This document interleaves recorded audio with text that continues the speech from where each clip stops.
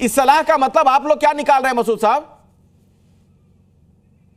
देखिए, ऐसा है कि ये जो सलाह दी गई है ये तो ठीक ही दी गई है अखिलेश जी द्वारा। अच्छा। क्योंकि सनातन धर्म के अंदर जो साधु होता है या संत होता है वो वैराग में जीता है।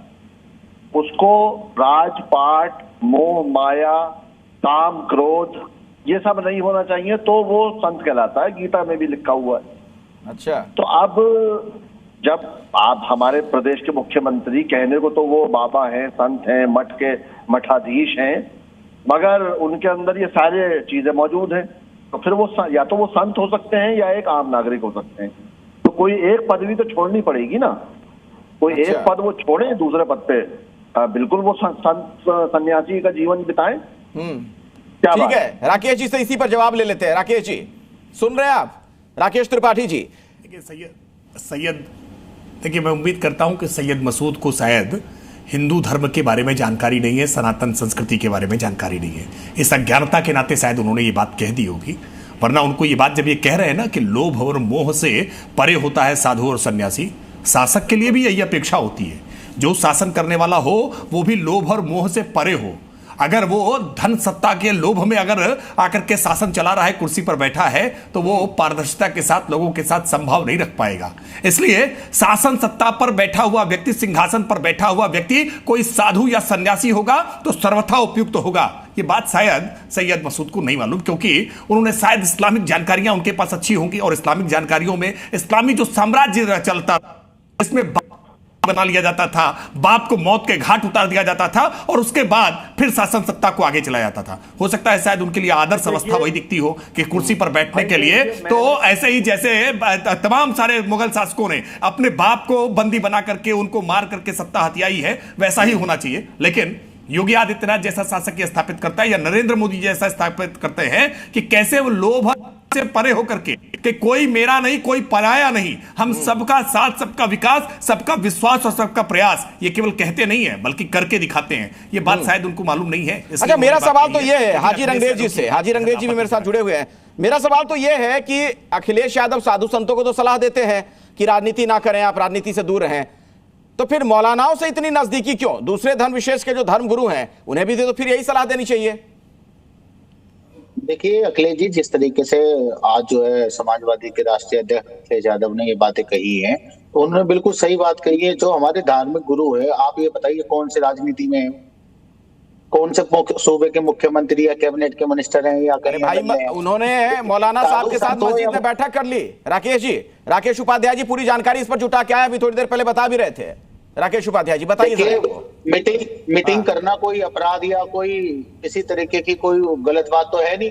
लोग मंदिर में भी जाते हैं, मस्जिद में भी, और सभी धार्मिक संस्थानों में जाते हैं। मतलब इसमें आप राजनीति नहीं देख रहे हैं राकेश उपाध्याय जी? अब क्या है, हम तो 90 के दशक से देख रहे हैं। आजकल लोगों की मेमोरी कम हो जाती है।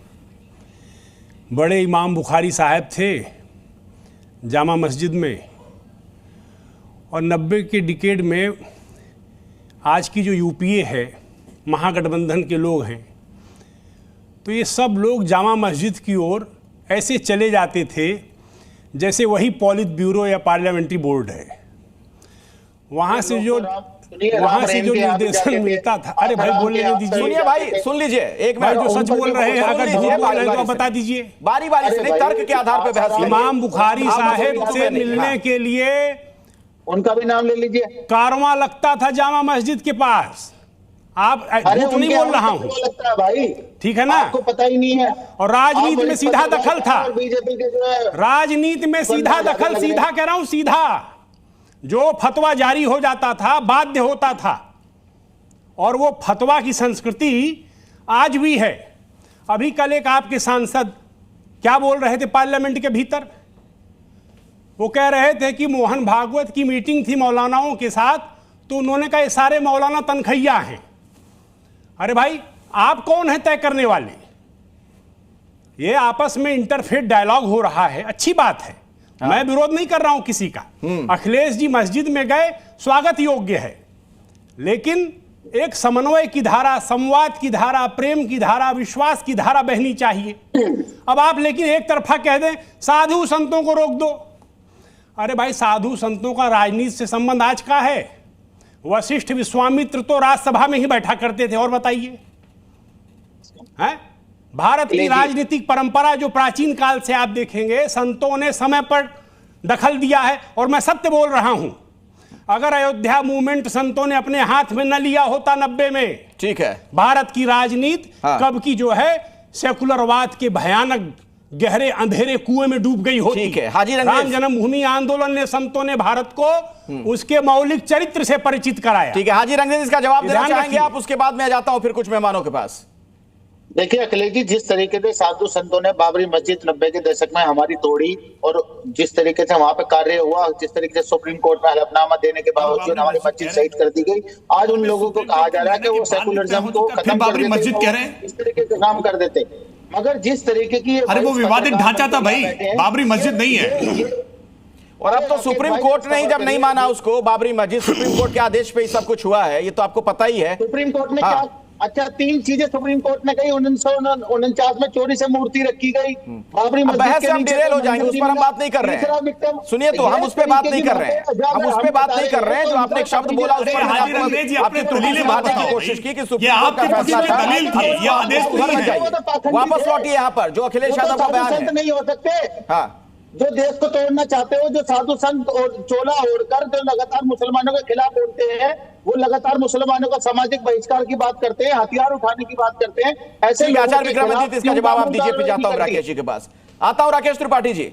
आचार्य विक्रमादित्य, सबसे पहले तो उसका जवाब ये निकलता है, पूरे विश्व में सबसे ज्यादा आतंकवादी संगठन किसके नाम पर हैं, कौन से हैं, सबसे ज्यादा आतंकवादी कौन पकड़े जाते हैं, इनको सबको पता है। लेकिन लगातार जिस प्रकार की अनर्गल प्रलाप करना है, टीवी में बैठकर कम से कम फैक्ट पे बात किया करो, डिबेट में आते हो तो कम से कम शांति के साथ आओ, इस बात को ध्यान रखना चाहिए। लेकिन अंग्रेज तो आपको रंग बदलना है, सत्य सामना नहीं है। और जहां तक समाजवादियों की पार्टी है तो उसके लिए पुरानी एक कहावत है कि नमाजवादी पार्टी है, और अब तो उन्होंने सत्य भी साबित कर दिया है कि पार्टी की मीटिंग भी मस्जिद के अंदर कर कर जो पुराना जिस प्रकार से बात चलती थी वो सत्य साबित हो गई कि नमाजवादी पार्टी है। अब उनको संत कहां से अच्छे लगेंगे? जब जहां जिस घाट का पानी पीकर आएगा तो उस रंग में रंग जाएंगे। तो समाजवादी तो पहले ही रंगे हुए थे हरे रंग के अंदर, अब जाकर तो पूरी तरह से इनको संतों से एलर्जी हो ही गई है। धर्मयुक्त राजनीति होनी चाहिए, अधर्मयुक्त राजनीति नहीं। जहां संत विराजमान है धर्म वहीं होगा, और जहां संत नहीं है वहां धर्म हो ही नहीं सकता। धर्मयुक्त राजनीति करने की परंपरा भारत में अनादिकाल चलती। चाणक्य ने अधर्म को समाप्त कर कर धर्मयुक्त राजनीति का एक सुंदर प्रतिपादन किया, धर्म के साथ चलने की बात करी। लेकिन जो लोग धर्म से ही, जिनको मठाधीशों के अंदर जिस प्रकार से कुछ और दिखाई देता है, और तो और संतों को जो गाली देते हैं, साफ साफ संतों का अपमान करते हैं, जिन्हों की परंपरा ही ऐसी है, जिन्होंने अपने बाप का सम्मान नहीं किया। आप समस्या यही है ना साहब। आप सोचे, अभी उदाहरण दिया था हमारे यहाँ टीवी के ऊपर हमारे त्रिपाठी जी ने कि जो एक सत्य उदाहरण है कि जिनकी परंपरा रही है कि बाप को जेल में डाला हो, वही तो निर्वाह किया जा रहा है मनवाजवादी पार्टियों के द्वारा कि बाप को स्टेज से उतार दो, बाप का असम्मान कर दो, बाप को गाली दे दो, चाचा को उतार के बाहर कर दो। तो वही परंपरा, जिस प्रकार के कुंभ में रहोगे, जैसे लोगों के साथ में रहोगे, वही। तो एक बार बताइए, धर्मयुक्त कौन हुआ? धर्मयुक्त कौन हुआ? अधर्मयुक्त कौन हो रहा है? पूरी जनता समझ रही है। जवाब दीजिए सैयद मसूद जी। सैयद मसूद साहब, देखिए, सबसे पहले तो मैं विजय शंकर तिवारी जी का जवाब दे दूं कि उन्होंने अभी थोड़ी देर पहले ये कहा कि साहब ऋषि वशिष्ठ और विश्वामित्र जो थे वो राज्यसभाओं में बैठा करते थे। नहीं, राकेश उपाध्याय जी ने कहा था, इसके बाद में जाऊंगा विजय शंकर तिवारी जी के पास। हाँ, बेशक वो राज्यसभाओं में बैठा करते थे मगर राज नहीं किया करते थे, पहली बात। दूसरी बात ये कि भागीरथ एक बहुत बड़े ऋषि गुजरे हैं जो कि हिंदू माइथोलॉजी के अनुसार, अरे भागीरथ राजा थे भाई, राजा थे, क्षत्रिय थे, राजा थे भाई। अरे सुनो, जाके पढ़ो पहले। भागीरथ राजा थे। आप पूरी करिए, बात पूरी इस्लाम पढ़ने वाले बोलने दीजिए, बात पूरी।